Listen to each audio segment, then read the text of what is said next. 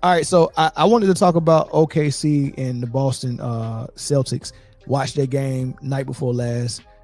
Tonight the OKC Thunder is getting they're getting beat by the Hawks. The Hawks, it's back end of a back to back. So they came out a little sluggish in the first quarter and they couldn't close the gap. All right, but what I seen from Tatum, Boston, and OKC and SGA, it was a good game. It'd be nice if that'll be a good series in the finals. I'm not even gonna lie to you. Boston against OKC, it'll be good. But I know the NBA don't operate like that. I don't think that they'll let that happen.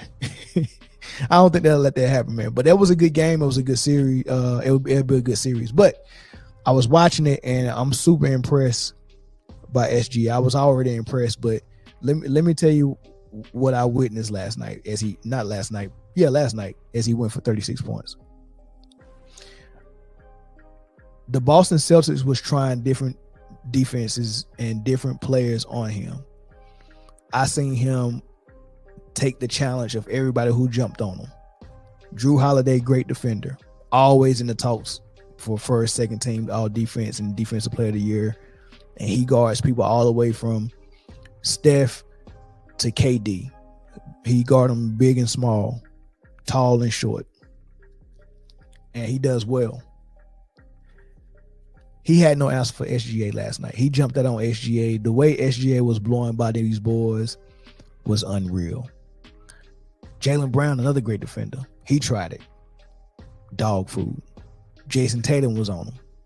He wasn't getting screens and getting these guys off of him. It was like Michael Jordan and Kobe.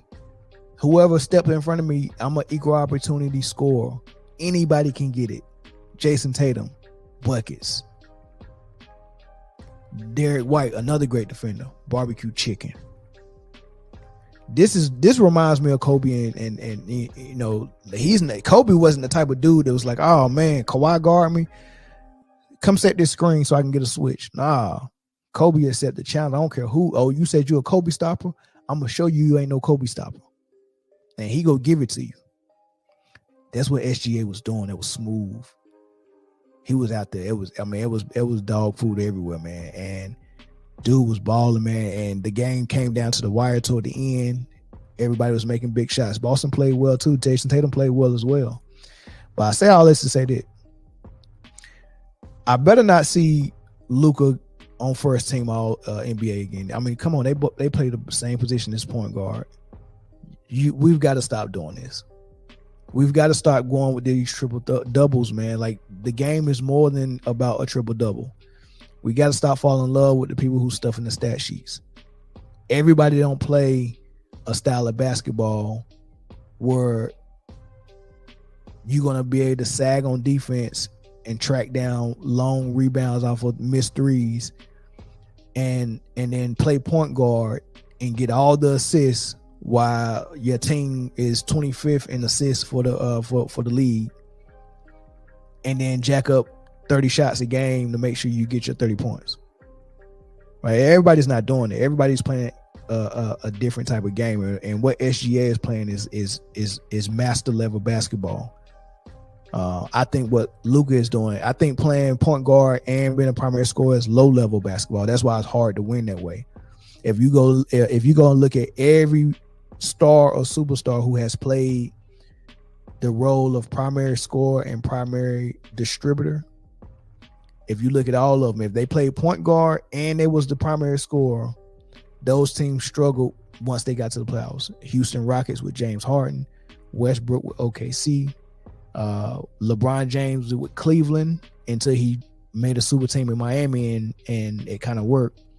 But if you gotta have a top 5 player and a super team in order to make that style work, that should tell you something, right? So if you got a top 5 player of all time and a super team, then you probably could play that offensive style. If not, it's gonna be rough for you. And then Luka in Dallas. Is anybody else playing that style? I think that's it. When you go study them, you're gonna see a lot of trades, a lot of fired coaches, a lot of frustrated players and co-stars. And you're going to see people leave that team and flourish. Case in point, Oladipo was playing with Russell Westbrook. We didn't know how good Oladipo was. He rarely got the ball. Westbrook was doing everything. When Oladipo left and went to Houston, was it Houston that he went to? Houston took off, right? Almost was an all-star. I feel bad for him. He can't stay healthy. But Oladipo was that dude before he got hurt. Paul George came over to OKC Thunder. He had a good season that year, but Melo was left out in the cold on that squad. And in the playoffs, Paul George couldn't get it done. He kind of looked bad. He had a shoulder injury though. But how it don't work with Melo and Paul George? Like, you got that on your squad. That offensive play style you running must be so bad that you can't make it work with them dudes, right? Same thing with Harden. Harden had Dwight Howard, didn't work, sent him packing. Had Kevin McHale as a coach, didn't work. Brought in D'Antoni, brought in CP3. It kind of worked until they ran into the Warriors and was like, all your flaws are showed. You go into game 7 and miss 23 straight free throws, NBA record. That didn't work. Get rid of CP3. I think Carmelo was there as well. That didn't work. Bring in Westbrook. That didn't work. Fire Coach D'Antoni. Get rid of Clint Capella. Tried to play small ball with PJ Tucker at the center. That didn't work. Brought in DeMarcus Cousins and John Wall. You didn't like that. Then Harden requested a trade. And then we only need to go down the list of all the trades that LeBron James have done. So my point is that wherever you have that offensive play style, you're always going to have a lot of player movement, a lot of trades, a lot of frustrated co-stars like Porzingis in Dallas, and then a lot of players leaving there that you didn't know was good, and then as soon as they get to their team, they explode like Jalen Brunson. Right? That's what follows. So I know this whole blueprint. So can we stop it with the fact that SGA is not a first-team All-NBA player? He needs to be first team this year. I have him number 2 in the MVP race. My MVP hasn't changed. It's the same as last week. I still got Ant at number 5. I do not have Luka in my top 5. I got Nikola at 4. I think Ant is trying to move up. But I still got him at 5. I got Tatum at 3.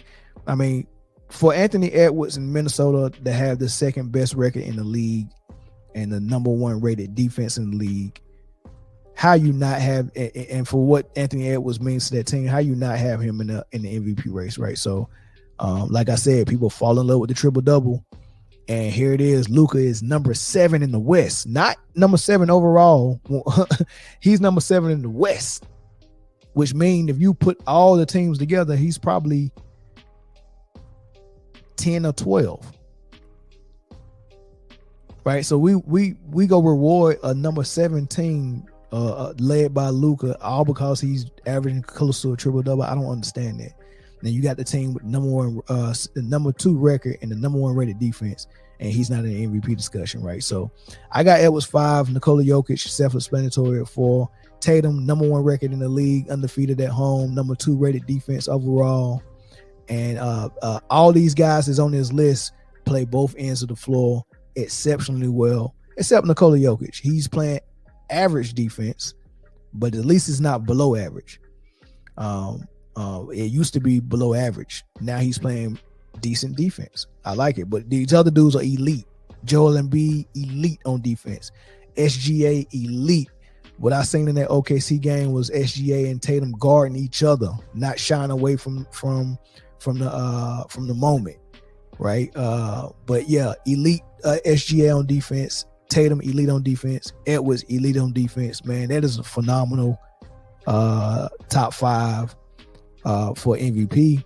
But I just wanted to point out that game. That game was phenomenal, man. Y'all need to keep y'all eye on OKC, man. They played beautiful basketball last night, and so did Boston. Porzingis was just balling out of control. He looked real good. He kept the team afloat because Tatum came on a little bit late, and I don't think Brown ever came on. So Porzingis was the guy. How Dallas didn't make it work with this dude, that's beyond me. Another thing to watch out for if you just the last 9 games. Well, they had a loss tonight against Atlanta, but look at this. They beat the Denver, the defending champions, twice. Right? Memphis Grizzlies, they didn't have Ja. Did they have Ja? I think they did have Ja when they beat them. But they beat one of the hottest teams in the league, Clippers. They beat them. Lost to the Lakers, surprisingly.